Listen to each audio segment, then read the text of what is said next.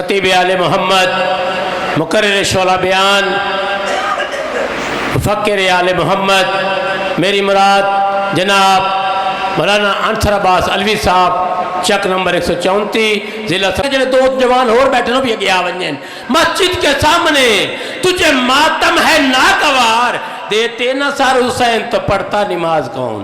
بواد بلند صلوات۔ عبادت کی قبولیت کے لیے مل کے سارے صاحبان بآواز بلند صلوات پڑھیں۔ اللہ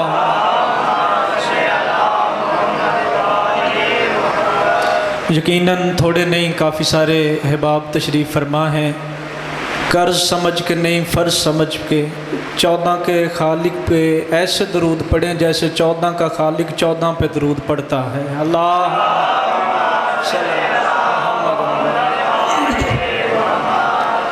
بسم اللہ الرحمن الرحیم، الحمدللہ الذی جعلنا من المتمسکین بولایت امیر المؤمنین۔ صلوات پڑھے محمد۔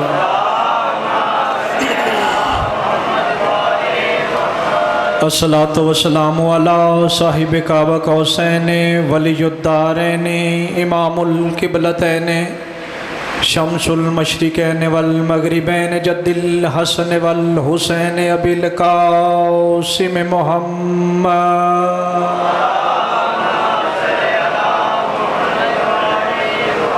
واہل بیتہ الطیبین الطاہرین المعصومین الذین اذھب اللہ عنہم الرجس وطہرہم تطہیرا۔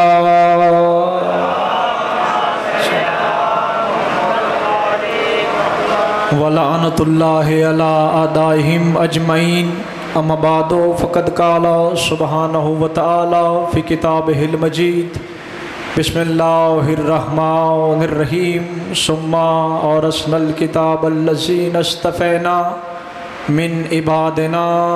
درود پڑھے محمد و اہل بیت محمد۔ سب سے پہلے خالق باری تعالیٰ سے دعا ہے کہ وہ ہماری اس عظیم ترین عبادت کو اپنی بارگاہ میں شرف قبولیت عطا فرمائے۔ رب الحسین بحق الحسین، جتنے بھی علی ولی اللہ پڑھنے والے ہیں، مالک اللہ کسی کی آنکھوں کو موت کے لیے تب تک بند نہ کرے جب تک ان آنکھوں سے بادشاہ حسین کے نوری محل کی زیارت نہ کر لیں۔ میرے مالک اللہ بانیان مجلس کے جتنے بھی دلی حاجات ہیں شریعت کے مطابق پورے فرما۔ 14 کا خالق اللہ وہ مومنین جو اس صف اعضاء کی رونق ہوا کرتے تھے آج ہمارے درمیان موجود نہیں، 14 کا خالق اللہ ان کے درجات بلند فرما، انہیں شفاعت محمد و اہل بیت محمد نصیب فرما۔ میرے اللہ جو مومنین بیمار ہیں صحت کاملہ عاجلہ عطا فرما، خصوصاً بالخصوص مالک اللہ ہمارے بھائی خالد کو صحت کاملہ عاجلہ عطا فرما۔ میرے اللہ جو مومن تنگ دست ہیں ان کا رزق وسیع فرما، جو مومنین بے اولاد ہیں شہزادہ علی اصغر کا صدقہ انہیں اولاد صالح اور نورینہ عطا فرما۔ میرے اللہ ہماری سب سے بڑی اور سب سے آخری دعا حقیقی آیت اللہ، حقیقی حجت الاسلام امام زمانہ علیہ الصلوۃ والسلام کے مقدس ظہور میں تعجیل فرما۔ میرے اللہ اپنی اپنی دعاؤں کو قبولیت کی آخری منزل تک پہنچائیں۔ سہارا درود کریں، بآواز بلند صلوات پڑھیں۔ اللہ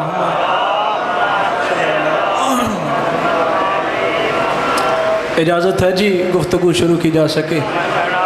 جتنے سادات عظام تشریف فرما ہیں آپ سے اجازت لے کے آپ ہی کے گھر کا ذکر شروع کرنے لگا ہوں۔ میں نے آپ کے سامنے قرآن کریم کی ایک آیت تلاوت کرنے کی شرف حاصل کیا تاکہ مجلس اعضاء میں اگر کوئی اہل سنت بھائی بھی موجود ہے تو وہ یاد رکھے حسین کی مجلس کی ابتدا کل بھی قرآن سے ہوتی تھی، آج بھی قرآن سے ہوتی ہے۔ مولا آپ کو سلامت رکھے۔ یہ جو ہاتھ اٹھ گئے ہیں جناب سیدہ کسی کمینے کا محتاج نہ کریں۔ اس آیت میں خدا اپنی قرآن جیسی کتاب کے وارث کا بتا رہا ہے کہ میں نے اس قرآن کا وارث کنہیں بنایا۔ خدا کہہ رہا ہے سما اورثنا الکتاب الذین اصطفینا من عبادنا۔ اے لوگو یاد رکھو قرآن کا وارث میں نے انہیں بنایا ہے جنہیں میں نے بندوں میں سے چنا ہوا ہے۔ آپ آپ سلامت رہیں۔ آیت کے ترجمے نے آپ زندہ باد، مولا آپ کو صحت کاملہ عاجلہ عطا فرمائے۔ خدا کہہ رہا ہے میں نے قرآن کا وارث انہیں بنایا ہے جنہیں میں نے بندوں میں سے چنا ہوا ہے۔ پہلا نتیجہ آپ کی گود میں رکھنے لگا ہوں۔ آیت نے ثابت کر دیا کہ جب کتاب کا وارث اللہ کے علاوہ کوئی نہیں بنا سکتا تو کتاب کے وارث محمد کا وارث کوئی کیسے چن سکتا؟ مولا آپ کو سلامت رکھے۔ قرآن کا وارث وہ ہوگا جسے میں نے اپنے بندوں میں سے چنا ہوا ہے۔ اچھا میرے مالک اللہ، یہ تو نے بندوں میں سے چنا ہوا ہے تو اس کا مطلب ہے قرآن ورثہ ہے، وارث کوئی اور ہے۔ قرآن ورثہ ہے، وارث کوئی اور۔ مثال کے طور پہ آپ بازار میں جائیں، ایک مکان نظر آ رہا ہو، گرنے پہ اس پہ دیواریں ہوں، پوچھا جائے یہ مکان بوسیدہ کیوں ہے تو آواز آئے گی اس لیے کیونکہ اس کا وارث موجود نہیں ہے۔ زندہ باد۔ چلے سارے احباب میری بات نہیں سمجھ سکتے، میں دوسری مثال دے دیتا ہوں۔ آپ جا رہے ہو کھیتوں میں، کہیں پہ کوئی غیر آباد جگہ نظر آئے تو آپ کھڑے ہو کے پوچھتے ہیں یہ ساری زمینیں آباد ہیں، یہ زمین آباد کیوں نہیں؟ تو اگلے ہی لمحے میں آواز آتی اس لیے کیونکہ اس کا وارث کوئی نہیں۔ اس کا مطلب ہے مسلمانوں فیصلہ ہو گیا جس چیز کا وارث موجود نہ ہو اسے آج نہیں تو کل برباد ہو ہی جانا ہے۔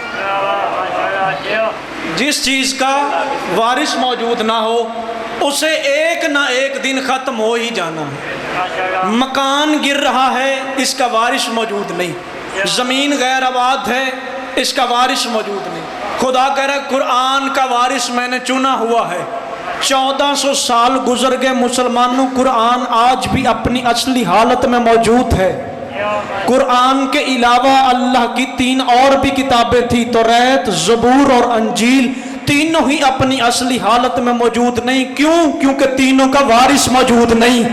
قرآن کا 1400 سال کے بعد بھی اپنی اصلی حالت میں موجود ہونا، بلکہ جملہ تبدیل کر کے کہہ دیتا ہوں 1400 سال گزر گئے، حکومتیں زیر زبر ہوتی رہی، قرآن کی زبر کل بھی زبر تھی، قرآن کی زیر آج بھی زبر ہے۔ 1400 سال کے بعد بھی قرآن کا اپنی اصلی حالت میں موجود ہونا یہ پیغام ہے قرآن کا وارث کل بھی موجود تھا، آج بھی موجود ہے۔ قرآن کا وارث کل بھی موجود تھا، آج بھی موجود ہے۔ اس کا مطلب وارث جو ہے وہ ہمیشہ ورثے سے افضل ہوتا۔ مثال کے طور پہ یہ میرا کپڑا ہے تو میں اس کا وارث ہوں، یہ ورثہ ہے، اس سے میں افضل ہوں کیونکہ میرا ہے۔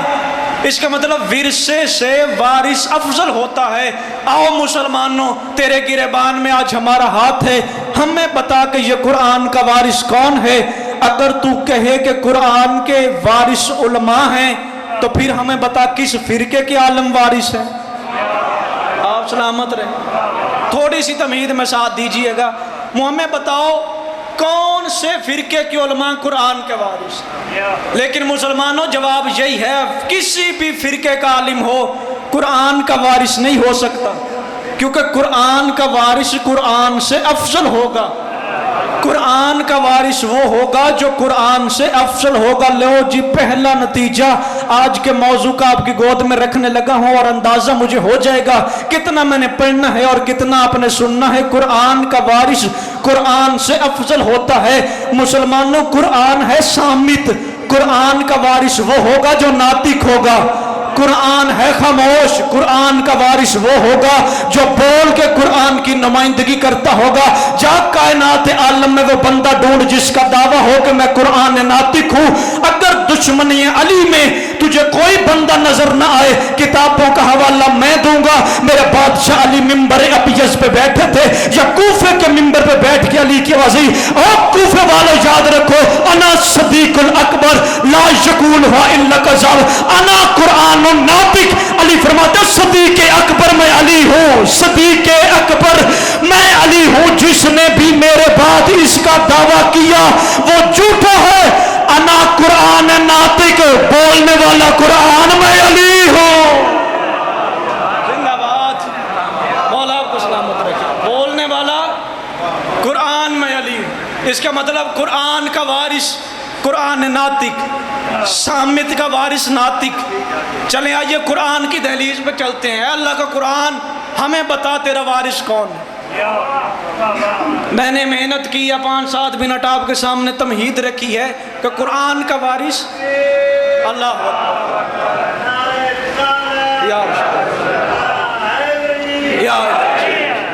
قرآن کا وارث قرآن سے افضل ہوگا۔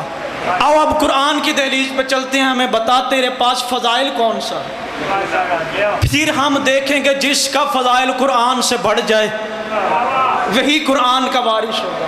قرآن کی دہلیز پہ جا کے میں بیٹھا تو پہلی ہی آیت نے سر اٹھایا، آواز توحید لو ان قرآنا سیرت بہ الجبال ہی، اگر قرآن ہوتا اس کے ساتھ پہاڑوں کو کاٹا جا سکتا تھا۔ آپ سلامت رہیں، جو پہنچ گئے وہ پہنچ گئے، جو یہاں رہتے ہیں میں انہیں بات کھول کے بیان کر دیتا ہوں۔ قرآن خدا کہتا ہے اگر قرآن ہو تو اس کے ساتھ پہاڑوں کو کاٹا جا سکتا ہے، اور دوسری آیت میں خدا کہتا ہے کہ قرآن کی وجہ سے پہاڑ خشیت الہی سے ریزہ ریزہ ہو جاتے۔ پھر اس کا مطلب ہے وارث قرآن کے پاس کون سی فضیلت ہونی چاہیے۔ اگر ابھی بھی تجھے قرآن کا وارث نہیں ملا، 13 رجب کعبے کے صحن میں آ کے دیکھ، علی کا آنا تھا، دیوار پھٹ رہی ہے۔ آپ سلامت رہے۔ آؤ کل ما بہ الموت، جہاں تک میں آنا چاہتا تھا میں پہنچ گیا۔ خدا کہہ رہا ہے اگر قرآن ہوتا، قرآن کے ساتھ مردے کو زندہ کیا جا سکتا۔ قرآن کا فضائل ہے کہ قرآن کے ساتھ مردے کو زندہ کیا جا سکتا، مردے سے کلام کی جا سکتی۔ آؤ مسلمانوں، تم کہتے ہو قرآن کے وارث علماء ہیں، تو بتاؤ قرآن کا وارث وہ ہوگا جو قرآن پڑھ کے مردے کو زندہ کرے، یا وہ ہوگا جو قرآن پڑھ کے زندہ کو مار دے؟ بات نہیں سمجھی آپ۔ اب بازار میں جا رہے ہیں، مولوی صاحب ایک بندہ، اس نے کہا مولوی صاحب کل گھر تشریف لے کے آئیے گا۔ جی خیریت ہے جی، 2 دن ہو گئے ابا جان کا انتقال نہیں ہو رہا۔ مولوی نے سورہ یاسین اٹھائی، بزرگوں کے سرانے جا کے بیٹھ گیا۔ ابھی پہلی مبین آئی تھی، ابا جان جنت میں پہنچ گئے۔ قرآن کہتا ہے قرآن پڑھ کے مردے کو زندہ کیا جاتا ہے، مولوی قرآن پڑھ کے زندہ کو مار رہا ہے۔ اب ہمیں بتاؤ قرآن کا وارث کون ہوگا؟ قرآن کا وارث وہ ہے جو قرآن پڑھ کے مردے کو زندہ کر سکے۔ میرے صادق امام کی سائل آیا، اس نے کہا مولا ہمیں بتائیے کیا قرآن پڑھ کے مردے کو زندہ کیا جا سکتا ہے؟ امام نے فرمایا سارا قرآن نہیں، سورہ الحمد 70 دفعہ پڑھی جائے مردہ زندہ ہو جاتا ہے۔ حیران ہو کے کہنے لگا مولا 70 دفعہ؟ فرمایا 70 دفعہ کیا، 7 دفعہ پڑھو مردہ زندہ ہو جاتا ہے۔ آپ کی حیرانی کی قسم، جیسے آپ حیران ہے سائل بھی حیران ہوا، دے کہتے ہیں مولا 7 دفعہ؟ امام کی آواز ہے 7 دفعہ کیا، 1 دفعہ الحمد پڑھی جائے مردہ زندہ ہو جاتا ہے۔ آیا تھا امامت کو آزمانے کے لیے، دیکھ کہتے ہیں مولا ساری زندگی گزر گئی، میں نے کئی دفعہ تجربہ کیا، کئی مردوں کے سرحانے بیٹھ کے میں نے سورہ الحمد کی تلاوت کی، لیکن آج تک کوئی مردہ زندہ نہیں ہوا۔ اے فرزند زہرا، اے علی کے لال، فلاں جگہ پہ ایک مردہ ہے، آئیے میرے ساتھ اسے زندہ کر کے دکھائیے۔ زہرا کے بیٹے نے اسے کلائی سے پکڑا، مردے کے سرانے کھڑے ہو گئے، فاطمہ کے لال نے سورہ الحمد کی تلاوت کی، یا مردہ اٹھ کے ہاتھ ماتھے پر رکھ کے کہتے ہیں السلام علیکہ یا ولی اللہ، دیکھ کے کہتے ہیں مولا یہ تو زندہ ہو گیا۔ امام کی آواز ہے جاہل یاد رکھ، مردے کو زندہ کرنے کے لیے قاری قرآن کی ضرورت نہیں، وارث قرآن کی ضرورت۔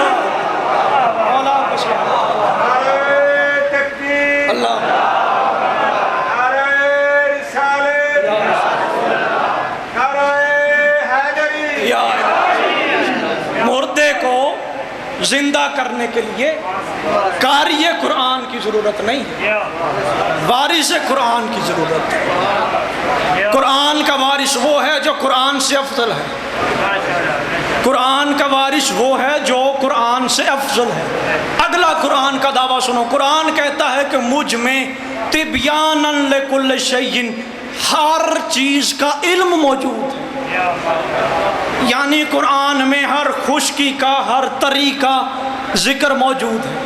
آپ بتاؤ قرآن کا وارث کون ہوگا؟ چلیں آپ خاموش ہیں، آپ کی خاموشی توڑنے کے لیے جملہ پڑھتا ہوں۔ قرآن کہتا ہے مجھ میں ہر چیز کا علم موجود ہے۔ مسلمانوں آپ ہمیں بتاؤ، قرآن کا وارث وہ ہوگا جو مسئلے بیٹیوں سے پوچھتا ہو؟ زندہ باد۔ یقیناً قرآن کا وارث وہ ہوگا جو منبر پہ بیٹھ کے کہے پوچھو جو کچھ مجھ سے پوچھنا، میں زمین کے رستوں سے بہتر آسمان کے رستے جانتا ہوں۔ علی شہنشاہ کی بات۔ چلیں امامت کی بات بندوں کے سمجھ میں نہیں بھی آتی۔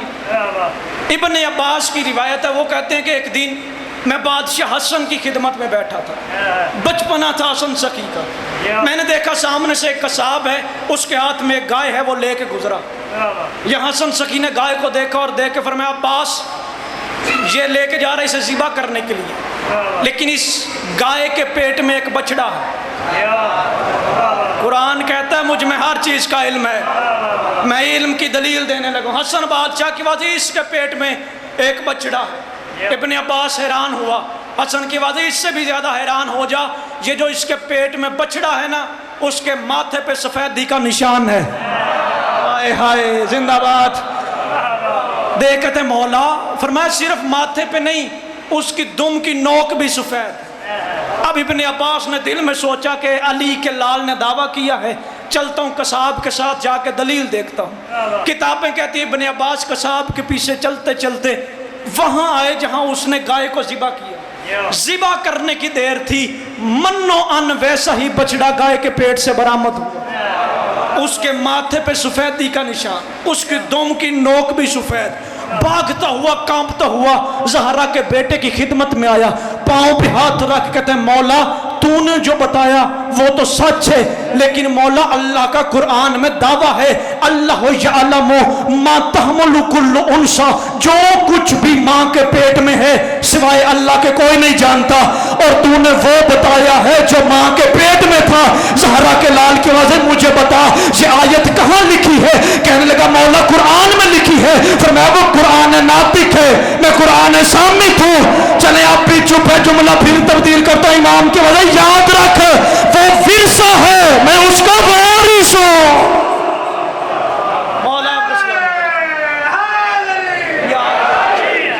لہذا قرآن میں جو کچھ بھی ہے، قرآن کا وارث وہ ہے جس کے پاس ہر چیز کا علم موجود ہے۔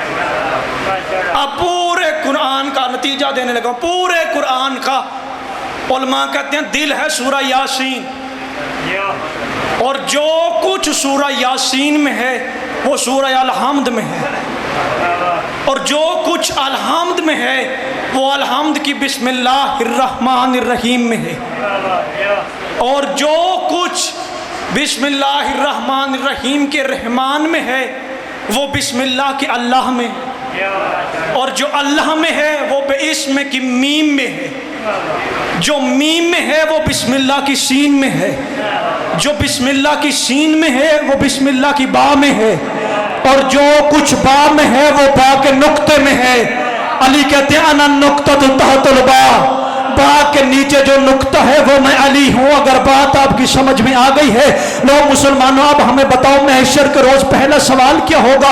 مسلمان کہتا ہے جی پہلا سوال ہوگا نماز کے بارے میں، نماز میں تشہد کا سوال بعد میں ہوگا، سجدے کا سوال پہلے ہوگا، سجدے کا سوال بعد میں ہوگا، رکوع کا سوال پہلے ہوگا، رکوع کا سوال بعد میں ہوگا، قیام کا سوال پہلے ہوگا، قیام کا سوال بعد میں ہوگا، قرت کا سوال پہلے ہوگا، قرت کا سوال بعد میں ہوگا، سورہ الحمد کا سوال پہلے ہوگا، سورہ الحمد کا سوال بعد میں ہوگا، بسم اللہ کا سوال پہلے ہوگا، اور بسم اللہ کا سوال بعد میں ہوگا، با کا سوال پہلے ہوگا، با کا سوال بعد میں ہوگا، با کے نقطے کا سوال پہلے ہوگا۔ بندے نمازوں کے ٹوکرے اٹھا کے جنت کی راہ میں جا رہے ہوں گے، آواز توحید آئے گی واقفہم انہم مسئولون، روکو انہیں، ابھی ان سے علی کی ولایت کا سوال باقی۔ آپ سلامت رہے، روکو انہیں، ابھی ان سے علی کی ولایت کا سوال ہوگا۔ اس کا مطلب ہے نمازیں روزے زکوٰۃ تب کام آئیں گے جب علی کام آئے گا۔ میرے ساتھی کے امام سے پوچھا گا مولا ہمیں بتائیے اسلام کی بنیاد کیا ہے؟ امام نے فرمایا 5 چیزیں. کہنے لگا مولا کون کون سی؟ فرمایا نماز، روزہ، حج، زکوٰۃ. فرمایا مولا 5ویں؟ فرمایا میرے دادے علی کی ولایت. دیکھ کے کہنے لگا مولا ان میں سب سے افضل کون سی ہے؟ فرمایا میرے دادے علی کی ولایت.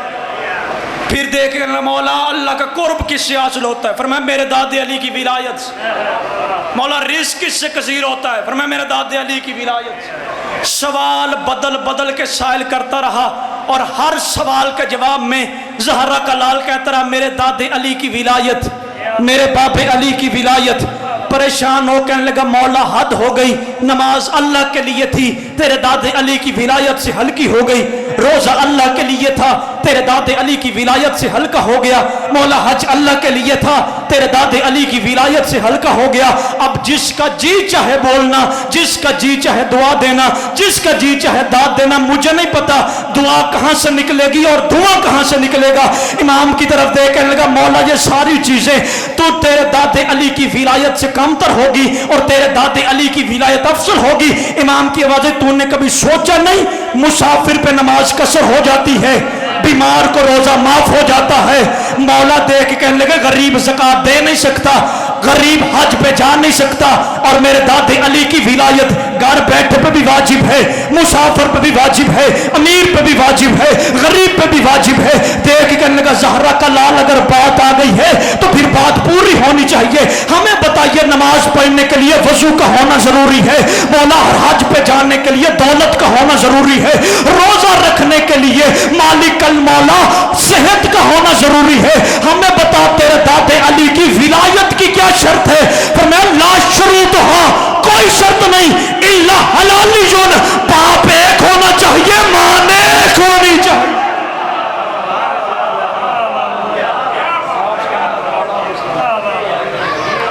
علی کی ولایت کے لیے کوئی شرط نہیں ہے، صرف ایک شرط ہے، باپ ایک ہونا چاہیے، ماں ایک ہونی چاہیے. مولا کے ایک صحابی ہیں جناب جابر بن عبداللہ انصاری، اتنے معتبر ترین صحابی ہیں کہ حدیث قصہ ان سے روایت. کتابیں کہتی جب ان کا بڑھاپا آ گیا، کمر جھک گئی تھی، ہاتھ میں عصا پکڑ کے مدینے کی گلیوں کا چکر لگاتے. یوں بزرگوں کے ہاتھ میں آج بھی آپ نے عصا دیکھا ہوگا، وہ زمین پہ مارتے اور مار کے انصار کے گروہ کو دیکھتے اور دیکھتے ایھا الانصار ادبوا اولادکم علی ولایت علی. اے گروہ انصار اپنی اولاد کی پرورش کرو علی کی ولایت پہ.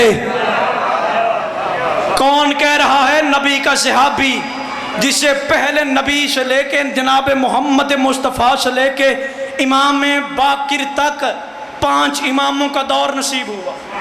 وہ صحابی کہہ رہے ہیں ادبوا اولادکم علی ولایت علی. اے لوگو اپنی اولاد کی پرورش کرو علی کی ولایت کے ساتھ. فمن جو بھی علی کی ولایت کا انکار کرے. اب اگلا جملہ بڑا سخت ہے، میرا نہیں ہے، کتاب کا میں ضامن ہوں. کتاب کا نام ہے امالی شیخ صدوق. پہلے اس لیے بتا رہا ہوں، بندے پھر کہتے ہیں جی ممبر پہ ایسی سخت باتیں نہیں ہونی چاہیے. بھئی ہمیں مشورہ دینے سے پہلے اللہ کو مشورہ دو. اس نے قرآن میں آدم کے ساتھ ابلیس کا ذکر کیوں رکھا؟ اس نے ابراہیم کے ساتھ فرعون کا ذکر کیوں رکھا؟ اللہ نے قرآن میں سچے کے ساتھ جھوٹے کا ذکر رکھ کے فیصلہ کر دیا کہ سچے کی عظمت تب تک بیان ہی نہیں ہو سکتی جب تک جھوٹے پہ لعنت نہ ہو. مولا کو سلامت رکھے. جناب جابر بن عبداللہ انصاری فرمایا ادبوا اولادکم علی ولایت علی فمن ابا. اور جو بھی اس کا انکار کرے پھر دائیں بائیں نہ دیکھنا کہ ہماری اولاد علی کی ولایت کو تسلیم کیوں نہیں کرتی. پھر باپ یہ نہ دیکھے کہ میرا بیٹا علی کی ولایت کو مانتا کیوں نہیں ہے. اگلے ہی لمحے میں جابر بن عبداللہ انصاری نے فیصلہ کر دیا. اس نے کہا فانظروا فی شان امہ. پھر دائیں بائیں دیکھنے کی ضرورت نہیں ہے. اگر تیری اولاد علی کی ولایت کا انکار کرے پھر دائیں بائیں کوئی بہانہ تلاش نہ کرنا، ایک ہی بات کرنا فانظروا فی شان امہ. اس کی ماں پہ نظر رکھنا، یہ جاتی کہاں ہے آتی کہاں سے.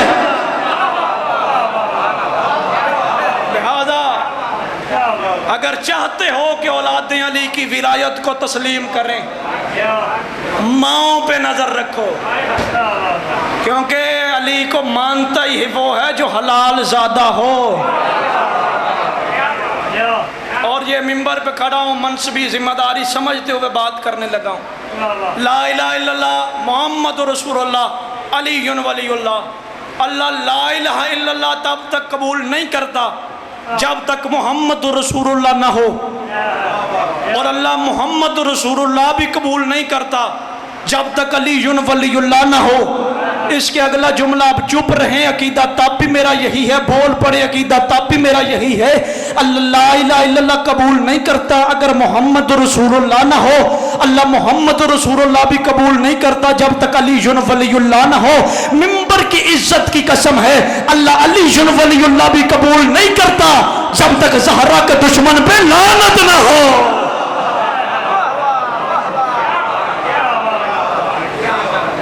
مولا آپ کو سلامت رکھے۔ بس وقت کے دامن میں اتنی ہی گنجائش